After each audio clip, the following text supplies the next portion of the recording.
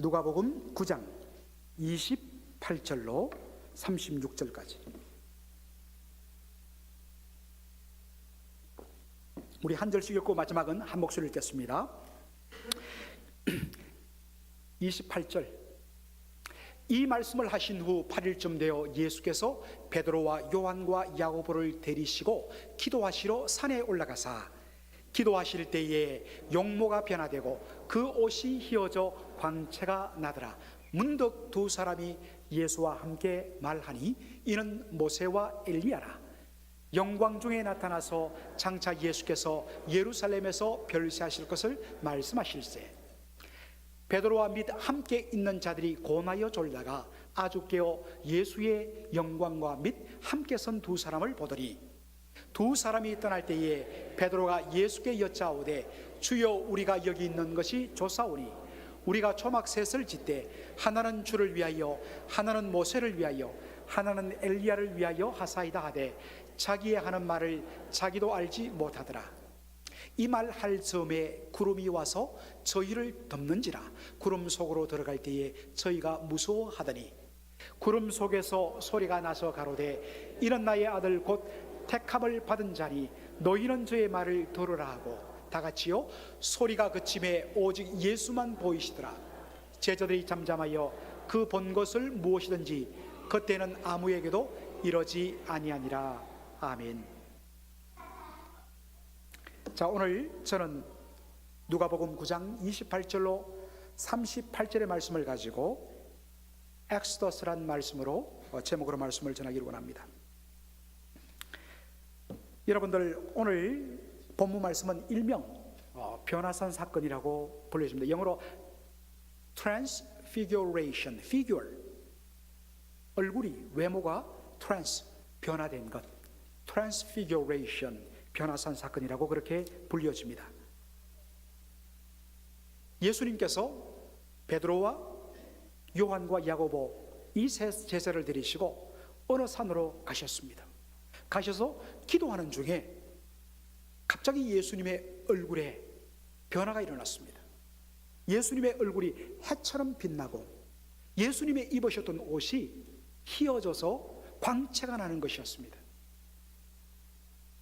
여러분들, 성경에 보면 얼굴에 광채가 난 두 사람이 나옵니다. 누구입니까? 모세와 또 한 사람, 사도행전 7장에 나오는 누구죠? 스데반. 모세, 여러분들 출애굽기 34장 29절 한번 보시기 바랍니다.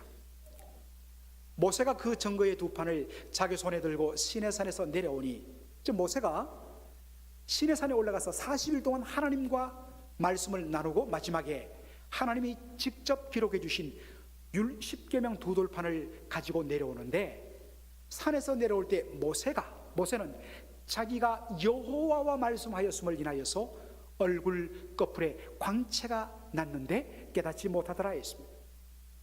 40일간 하나님을 대면하면서 하나님과 함께 말씀을 나누고 내려오다 보니까 얼굴에 광채가 났다.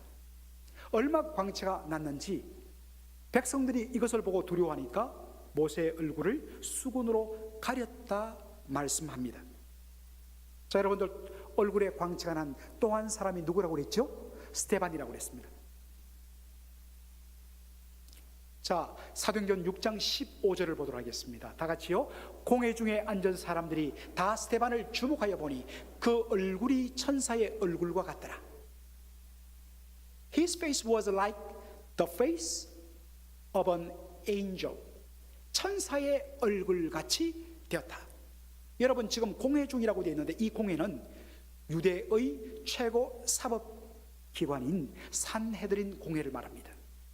지금 이 산헤드린 공회 앞에 끌려와서 스데반은 돌에 맞아 죽기 직전, 바로 그 순간입니다. 죽음의 공포가 그의 얼굴을 가득 채워야 할 바로 그 시간에 그의 얼굴이 어떻게 되었다고요? 천사의 얼굴같이 빛이 났다는 것입니다.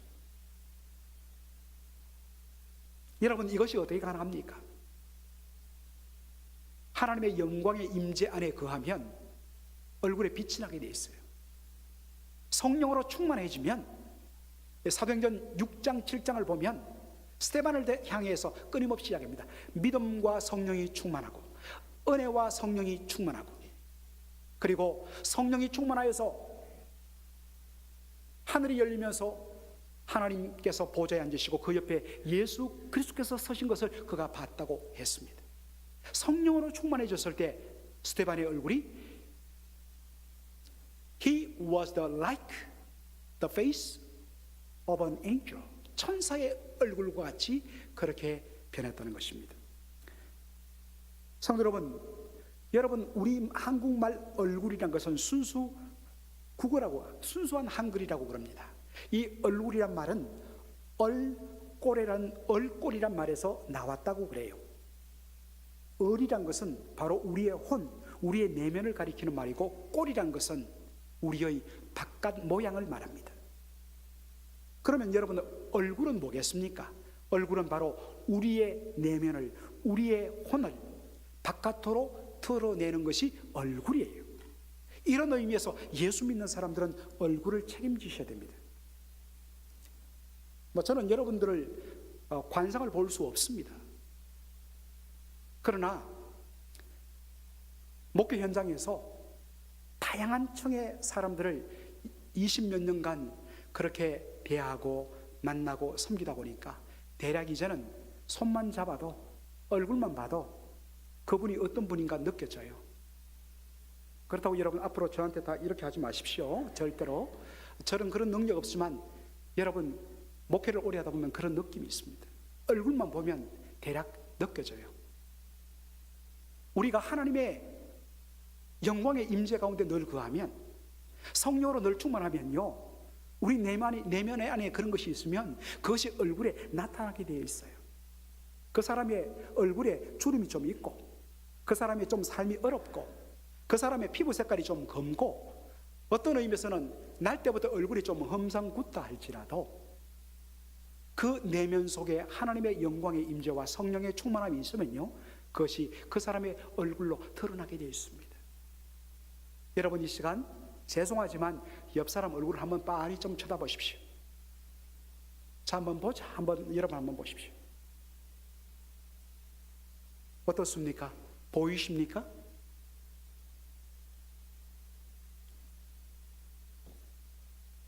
그런데 여러분들, 모세와 스데반의 얼굴의 광채와 예수님의 얼굴의 광채는 근본적으로 차이가 납니다. 모세와 스데반은요, 저와 여러분과 근본적으로 전혀 차별이 없는 똑같은 인생입니다. 다른 말로 해서 모세와 스데반, 그 사람들의 존재 자체는 빛이 없어요. 마치 하나님께서 흙으로 사람을 빚으시고 그 코에 생기를 불어넣지 아니하시면 그냥 흙덩이 자체에 불과하듯이 말입니다. 하나님께서 흙으로 사람을 빚으시고 그 코에 생명의 호흡을 불어넣어 주시니까 비로소 인격적인 존재, 살아있는 존재가 되는 것처럼, 성령의 은혜로 충만하고 하나님의 영광의 임재 속에 거하지 않으면 모세라 할지라도 스데반이라 할지라도 얼굴에 빛이 날 수가 없어요. 그런데 예수님은 다르세요. 히브리서 1장 3절에 예수님을 이렇게 소개합니다. 이는 하나님의 영광의 광채요, 그 본체의 형상이시라. The Son is the radiance of God's glory and the exact representation of His being. 예수님 누구시냐? 하나님의 그 영광이 radiance, 빛처럼 쫙 드러나는, 예수님 보면 하나님의 영광이 드러나고 예수님의 존재 바로 그 자체가 하나님 그분의 모든 존재를 그대로 representation, 드러내시는, 예수님 그 자체 안에 하나님의 영광의 광채를 가지신 분이십니다. 따라서 예수님의 얼굴에 광채가 났다는 것은 예수님이 영광의 주님, 영광의 메시아라는 것을 드러내 주는 것입니다. 예수님의 옷이 어땠다고 그랬습니까? 휘어져 광채가 났다고 했습니다. 자, 다니엘서 7장 9절 여러분 한번 말씀 보시기 바랍니다. 내가 보았는데 왕자가 놓이고 옛적부터 항상 계신 이가 좌정하셨는데 그 옷은 희기가 눈 같고 그 머리털은 깨끗한 양의 털 같고 그 보좌는 불꽃이요 그 바퀴는 붙는 불이며 라고 되어 있습니다. 다니엘이 환상 중에 본 것이 무엇이었습니까? 영원전부터 옛적부터 영원전부터 항상 계신 이가 왕자의 좌정하신 모습이었습니다. 옛적부터 계신 이, 영원전부터 항상 계신 이 누구를 말합니까? 하나님을 가리켜요. 하나님께서 보좌에 앉으셔서 다스리시는데 하나님의 모습을 보니까 그분의 입은 옷이, 그 옷이 휘어져서 눈과 같이 하얗게 되었다. 이것은 뭐를 가리킬까요? 하나님의 절대적인 의와 거룩하심을 바로 보여주는 것입니다. 예수님의 옷이 휘어져 광채 났다는 것은 예수님이 누구신가? 바로 그는 Jesus is the absolutely holy being, 절대적인 divine being, 하나님이란 말입니다. 그것을 가르쳐 줍니다. 여러분, 이것을 제자들이 옆에서 보았습니다. 그들의 마음속에 흥분과 감격이 넘쳤을 것입니다. 바로 우리 예수님이야말로 하나님이 보내신 영광의 메시아다. 바로 그때에 두 사람이 갑자기 나타납니다. 그 두 사람이 누구라고 그랬죠? 모세와 엘리야라고 그랬어요. 자, 누가복음 9장 31절에 우리가 한번 보도록 하겠습니다. 9장 31절 다 같이 읽겠습니다. 시작. 장차 예수께서 예루살렘에 별시하실 것을 말씀하실세. 여러분, 우리가 먼저 주목해야 할 것은 이 말입니다. 이야기한 내용이 He was about to bring to fulfillment at Jerusalem. 모세와 엘리야가 예수님께 한 내용이 뭐냐? 예수님, 그가 He was about to bring to fulfillment at Jerusalem. 예루살렘에 들어가시면 그 예루살렘에서 성취하시고 실현해내실 일이 바로 다가왔다. 곧 이루실 것이다. 이야기합니다. 여러분, 이 말을 들었을 때에 제자들의 마음이 어땠을까요? 가슴이 뛰었을 것입니다. 영광의 메시아 우리 예수님이 이제 예루살렘에 입성하시면 그분의 신적인 능력으로 우리를 지배하던 로마 군대를 다 물리치고 예루살렘 땅에, 예루살렘 위에 무너졌던 다윗의 왕국을 재건하고 영광의 왕이 될 것이다. 그분의 신적인 능력으로 우리의 배고픔과 경제적인 모든 문제를 해결하고 우리에게 번영을 안겨다 주실 것이다.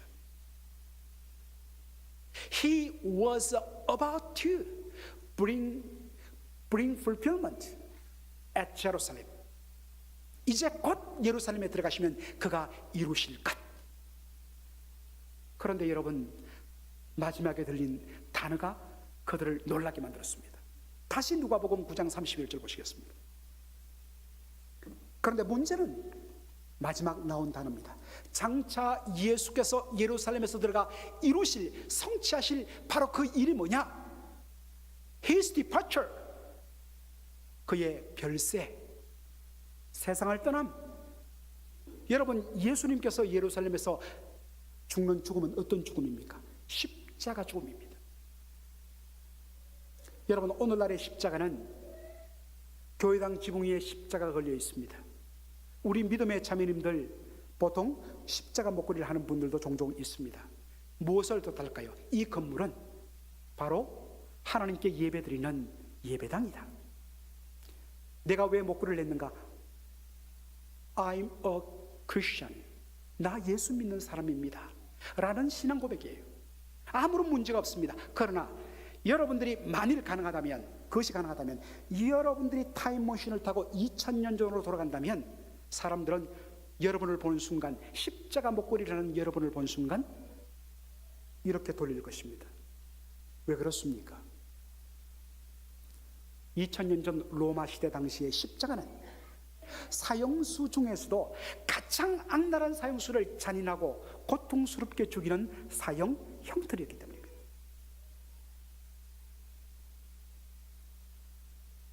더군다나 유대인들에게 있어서 십자가는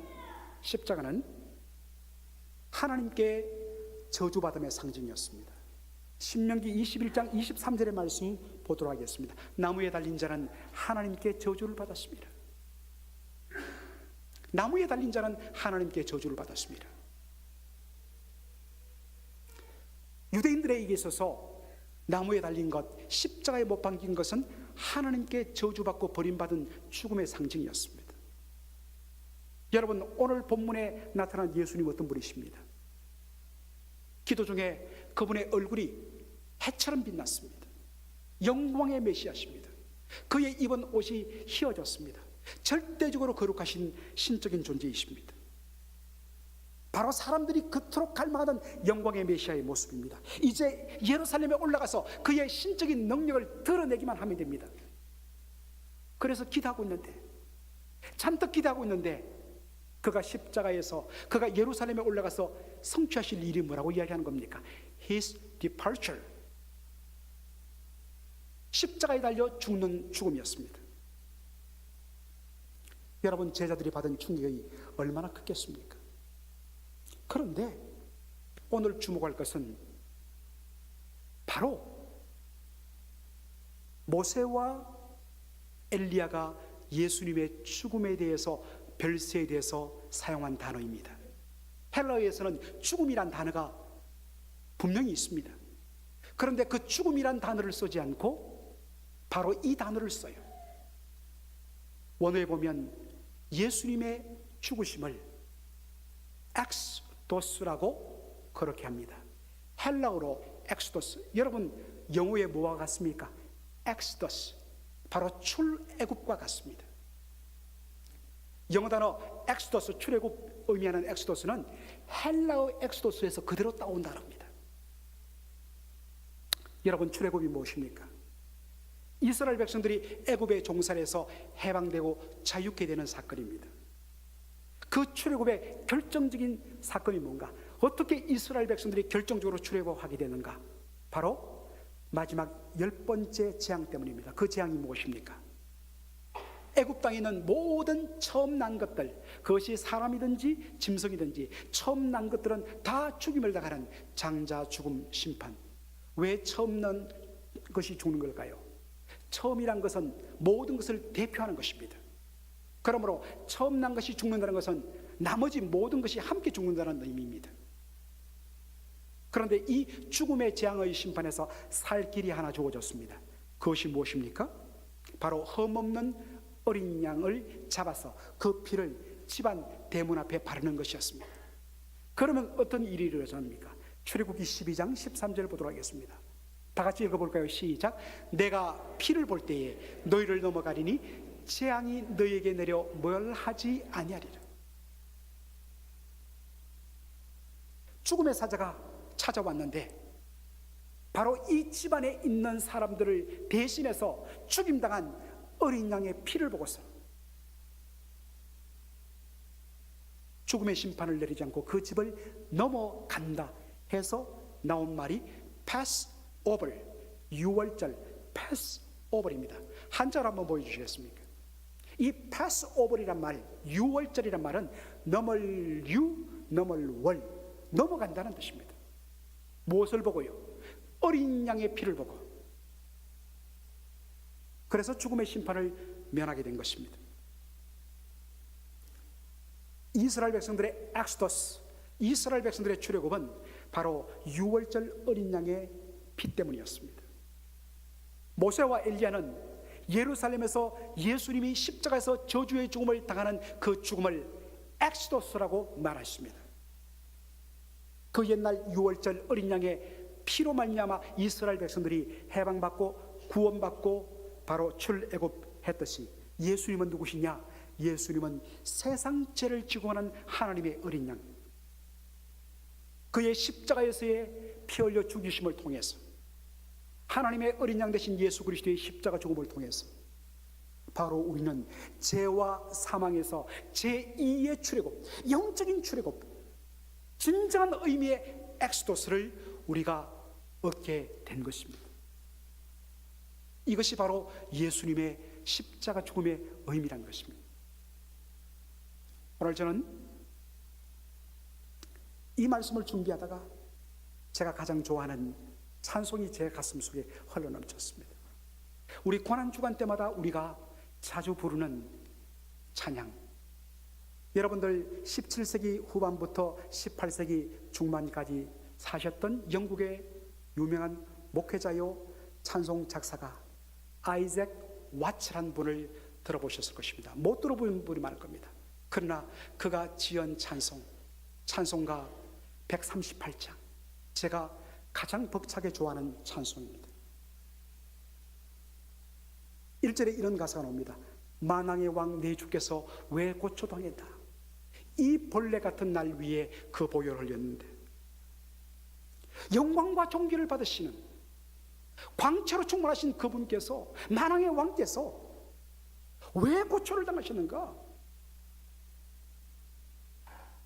바로 벌레만도 못한 나를 위해서, 아니 당신을 위해서 그 보혈을 흘리셨다. 2절 보니까 주 십자가 못 박힘은, 십자가는 저주입니다. 왜 하나님의 아들이 하나님께 버림받고 저주의 죽음을 당하셨는가? 그것은 그의 죄가 아니라 바로 마땅히 죽어야 할 우리를 대신해서 우리의 죄값을 사시기 위한 속죄의 죽음 아닌가?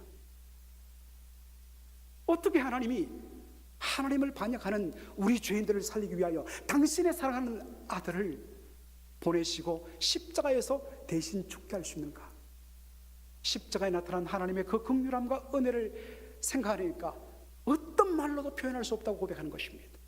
3절에 보니까 이 주님의 은혜를 생각할 때, 하늘의 영광 버리시고 나를 구원하시기 위해서 십자가를 지신 그 주님을 생각할 때 눈물이 나고 견딜 수 없는 감정에 사로잡혀서 나의 모든 것을 다 바쳐도 그 은혜 다 갚을 수 없다는 것을 압니다. 그래도 주여, 나의 전 삶을 이제는 주를 위해서 살겠습니다. 주님 기뻐하는 삶이 되겠습니다. 그러한 의미로 십자가를 바라볼 때에 내 마음의 모든 고통이 사라지고, 나를 짓눌렀던 모든 죄악의 짐들이 사라지고, 내 눈이 열리고 내 심령에 진정한 기쁨이 넘치는 그런 구원의 감격이 밀려오더라는 것입니다. 여러분, 이것은 아이작 왓츠만의 고백이 되어서는 안 됩니다. 우리를 위하여 십자가에서 피 흘려 죽으신 유월절 어린 양 되신 예수 그리스도, 그분을 통해서 엑스도스를 경험한, 죄와 사망에서 벗어난 우리의 고백이 되어야 되고 우리의 찬양이 되어야 됩니다. 아직도 여전히 죄와 사망이라는 애굽에 갇혀 있는 수많은 영혼들이 있습니다. 그들에게도 엑스도스가 필요합니다. 어떻게 할까요? 그리스도 예수께로 그들을 인도하는 것입니다. 여러분 받은 은혜만 혼자 딱 차지하고 있겠습니까? 그럴 수는 없는 것입니다. 우리가 전해야 하는 것입니다. 주님의 놀라운 은혜로 우리가 그들을 초청해야 하는 것입니다. 그것이 복음을 아는 자, 정말 내가 주께 받은 이 놀라운 은혜를 기억할 때 온전히 주님을 위해서 살기를 원합니다 하는 성도의 마땅한 고백이란 것입니다. 아무런 의무 없이 그냥 이 한 시간만 우리가 예배 드리고 간다면 되지 않습니다. 이런 결단이 있어야 됩니다. 그런 결단을 하시는 저와 여러분 되기를 주의 이름으로 축원합니다. 아멘. 기도하겠습니다.